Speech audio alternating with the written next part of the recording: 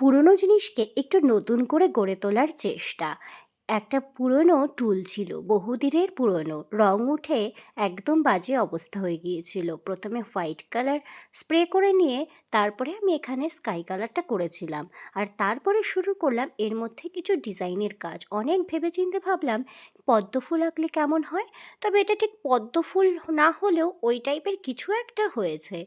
হোয়াইটের উপরে আমি একটা পিঙ্ক দিয়েছি। আমার মনে হলো এই কালার কম্বিনেশনটা করলে বেশ লাগবে দেখতে। ধীরে ধীরে প্রত্যেকটা ফ্লাওয়ার করে নিয়েছিলাম।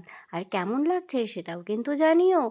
আর অনেক ভেবেচিন্তে ফাইনালি হলো এই কাজটা। মাঝখানে একটু ইয়েলো দিয়ে দিলাম যাতে পদ্মফুল পদ্মফুল মনে হয়। আর তারপরে করে নিয়েছিলাম বেশ কিছু লতা পাতা, আর এই হোয়াইট বর্ডারটা দিয়ে নিয়েছিলাম তার সঙ্গে।